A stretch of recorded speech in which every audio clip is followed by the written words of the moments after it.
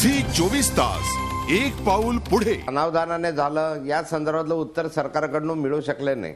आग शॉर्ट सर्किटनं लागली एवढं सरकारने सांगितलं, पण आग का विझू शकले नाही? 8 तास तुम्ही का विझू शकले नाही? एवढे कागदपत्र का त्याच्यामध्ये जळून भस्मसात झाले? मुद्दा बरोबर आहे. एकनाथजी मला थोडक्यात सांगा, या अधिवेशनाचं वैशिष्ट्य काय म्हणाला आपण? आपण इतके वर्ष या सदनाचे सदस्य आहात, ज्येष्ठ सदस्य आहात, आपण मंत्री होतात. या अधिवेशनाचं वेगळेपण काय होतं असं वाटतं आपल्याला?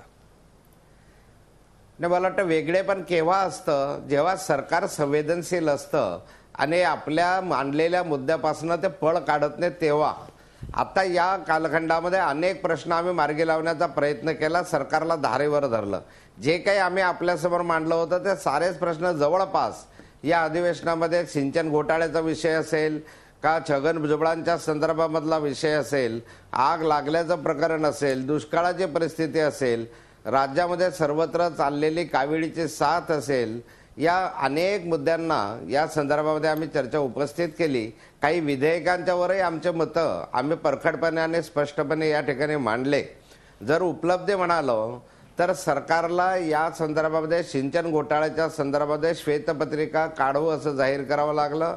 यामध्ये सुनील तटकरे आणि त्यांच्या मुलांनी वगैरे ज्या कंपन्या बेकायदेशीर काढल्या त्यातल्या गुंतवणुकीच्या संदर्भातला जो प्रश्न होता त्यात आम्ही इकॉनॉमिक विंगकडून चौकशी करू असं माननीय RR पाटलांना घोषणा करावी लागली. आगीच्या संदर्भामध्येही सरकारने बचावात्मक पवित्रा घेतला आणि पुढच्या कार्यवाहीमध्ये आम्ही पुढे या संदर्भातली सावधगिरी बाळगू असं सांगितलं. दुष्काळाच्या संदर्भामध्ये बाकी सरकारला वारंवार छेडून सुद्धा पॅकेज किंवा अन्य सरकारने जाहीर केलेलं नाही. परंतु यामध्ये ज्या वेगवेगळ्या बागी आम्ही होमिओपॅथी डॉक्टरांचा प्रश्न मांडला आणि त्याला सरकारने पॉझिटिव्ह उत्तर दिलं की 1 वर्षाचा आम्ही अशा स्वरूपाचा अभ्यासक्रम तयार करू आणि त्यांना ॲलोपॅथीची परवानगी देऊ. राज्यामधल्या कायदा सुव्यवस्थेच्या संदर्भामध्ये अगदी लैला खानचा मृत्यू असेल का विजय पलांडेच्या संदर्भातले विषय असतील, सरकारला उत्तर देता आलं नाही. माननीय RR पाटील साहेबांनी गुळमुळीत उत्तर देऊन हे टाळलं आणि त्यांच्या उत्तराने आमचं समाधान झालं नाही म्हणून शेवटी सभात्याग केला. सरकार कायदा सुव्यवस्थेच्या बाबत निश्चित आणि ठोस अशा स्वरूपाचं उत्तर या सभागृहामध्ये देऊ शकलेलं नाही.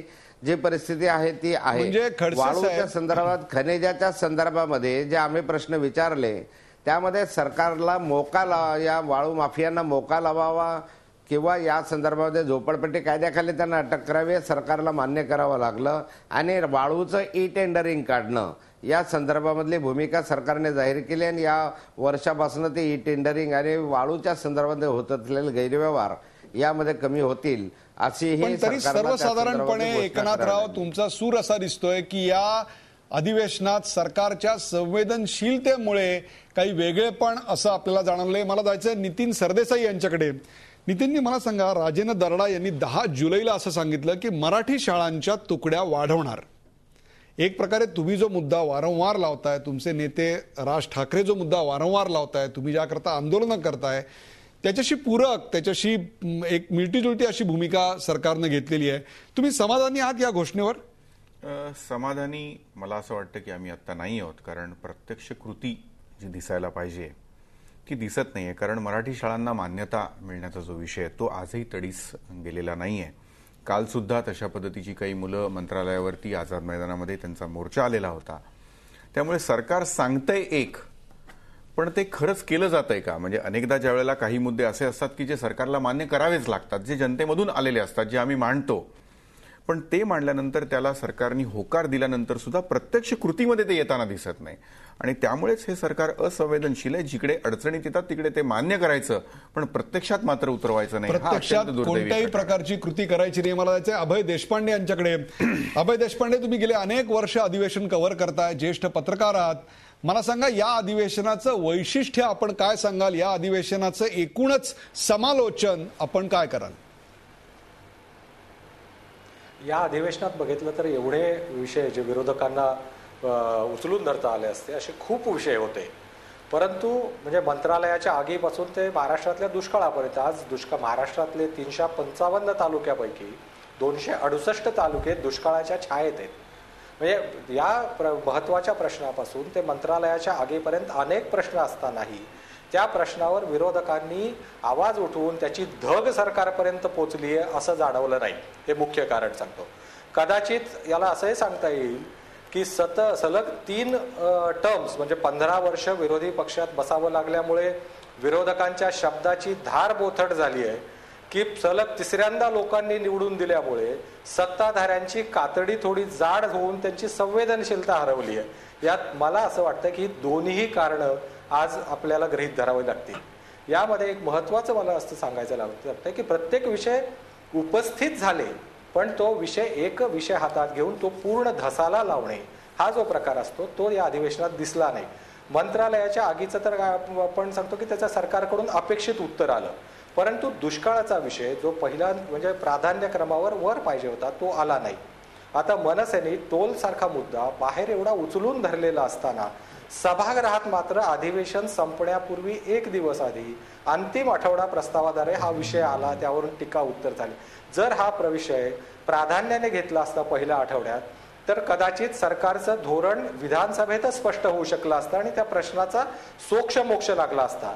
त्यामुळे मला असं वाटतंय. आणि आणखी एक महत्वाची गोष्ट मला सांगावी वाटते की अलीकडच्या काळात सदस्यांची उपस्थिती सभागृहातली अतिशय चिंतेचा विषय झालेला आहे. का विरोधी पक्षाच्या बाकावर अभयजी मला तुम्हाला इथे थांबावं असं वाटतंय. या अधिवेशनामध्ये जी अधिकृत आकडेवारी आलेली आहे ती पाहता 83.50 83.50% काही कमी नाही आहे. ही आकडेवारी खूप फसवी असते. ही आकडेवारी असते लॉबीमध्ये ठेवलेल्या मस्टरवर सह्या करणाऱ्या आमदारांची. हे कळू द्या लोकांना, हे कळू द्या लोकांना. सही केलेले आमदार मस्टरवर सही केलेले आमदार सगळे सभागृहात असतात का पूर्ण वेळ उपस्थित? मला वाटतं विरोधी पक्षनेते एकनाथजी खडसे पण सांगू शकतील की आजकाल हा मोठा चिंतेचा विषय झालेला आहे. जरी सभागृहातला कोरम ठेवण्याची जबाबदारी सत्ताधारी पक्षावर असली तरी विरोधी पक्षांनी सुद्धा ती जबाबदारी असते आणि विरोधी पक्ष जेवढा मोठ्या संख्येने सभागृहात असतो तेवढा सरकारवरचा दबाव राहतो. आजकाल असं दिसतंय की सभागृहात विविध विषयावर बोलणाऱ्या सदस्यांची संख्या कमी झालेली आहे. आज विधानसभेचं जर उदाहरण द्यायचं झालं तर भाजपामध्ये स्वतः विरोधी पक्षनेते एकनाथ खडसे असतील, देवेंद्र फडणवीस असतील, नाना पटोले असतील, असे संजय कुटे असतील, असे 5-6 सदस्य सोडले. शिवसेनेतले 1-2 सदस्य सोडले. मनसेतले त्यात त्यांच्या संख्येच्या मानाने त्यांची कामगिरी चांगली आहे, परंतु तरीही एवढ्या सभागृहामध्ये एक फक्त 20 सदस्य बोलत असतील तर मला वाटतं ही आणखी एक चिंतेची बाब आहे. एवढ्या सभागृहामध्ये फक्त जर 20 सदस्य बोलत असतील तर ही चिंतेची बाब आहे. त्याहीपेक्षा सुद्धा मस्टर बाहेर असतं, त्यावर सह्या केल्या जातात, पण आतमध्ये आमदार उपस्थित असतीलच असं नाही. त्याहीपेक्षा एकनाथरावांनी जो मुद्दा मांडलेला आहे की सरकार हे असंवेदनशील आहे, त्यामुळे कुठचाही प्रश्न तडीला लागेल असं आता वाटत नाही. तोच सूर एक प्रकारे मनसेचे आमदार नितीन सरदेसाई यांनी लावला. याच प्रश्नावर मला जायचंय दीपक भातुसे यांच्याकडे, पण आता घ्यायचा आहे मला एक ब्रेक. कुठेही जाऊ नका, पाहत राहा झी 24 तास. नेत्यांनो, बोललात काय, झालं काय? झी 24 तास, एक पाऊल पुढे.